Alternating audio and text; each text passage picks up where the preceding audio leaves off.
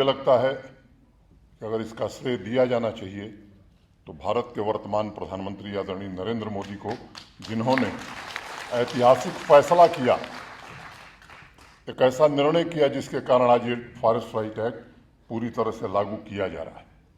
और केवल ये फॉरेस्ट राइट एक्ट ही नहीं लागू हो रहा है, आपको नौकरियों में भी आरक्षण मिले हैं और आपको राजनीतिक आरक्षण भी मिलेगा। ये मैं आपके बीच कहना चाहता हूं। लंबा समय हो गया आपकी भावनाओं के साथ खिलवाड़ किया गया, वोट बैंक के रूप में आपको इस्तेमाल किया गया, लेकिन वास्तविक आपको जरूरतें क्या है, मुझे लगता है इसका ध्यान नहीं रखा गया है। और मैं आपसे कहना चाहता हूं कि ये मेरे लिए कोई राजनीति का विषय नहीं है।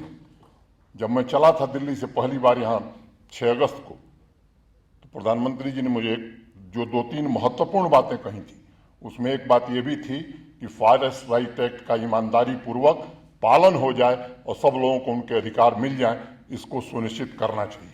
और मैं आज कह सकता हूं कि एक अच्छी शुरुआत हुई। गेरा साहब ने बताया कि जब फैसला हुआ 1 दिसंबर 2020 को, कैसे लोगों की ट्रेनिंग हुई।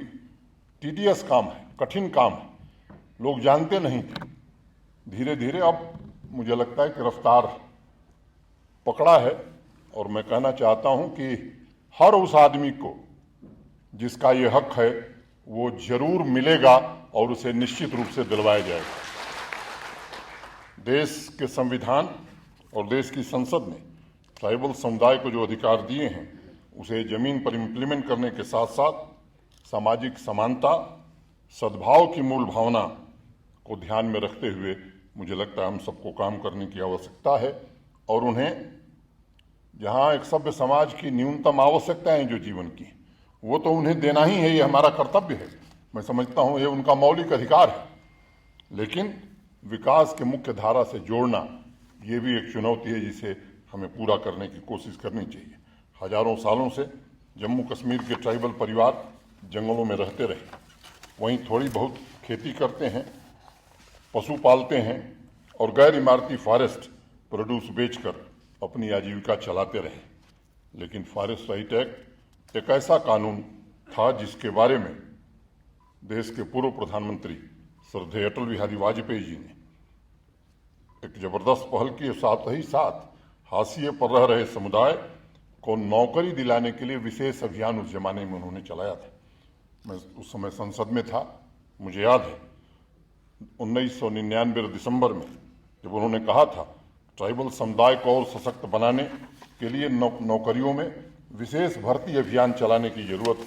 और मित्रों, मैं कहना चाहता हूं, एक बात वो अक्सर कहते थे कि देश की आज़ादी में के इतने सालों बाद भी ट्राइबल समुदाय के अधिकतर भाई बहन या तो मजदूर हैं, बहुत छोटे किसान हैं, या पशुओं पर अपनी आजीविका चलाते हैं, जंगलों पर अपनी आजीविका चलाते हैं।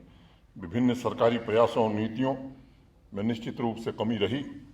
यहाँ बैठे हुए बहुत से मित्रों को शायद याद होगा 1999 में ही पहली बार भारत में श्रद्धेय अटल बिहारी वाजपेयी जी के प्रधानमंत्रित्व काल में ही मिनिस्ट्री ऑफ ट्राइबल अफेयर का गठन हुआ था। और ट्राइबल समुदाय के विकास के लिए जिस तरह से उस समय काम प्रारंभ हुआ, मैं समझता हूँ कि आज वो अपनी पूरी रफ्तार से आगे बढ़ रहा है।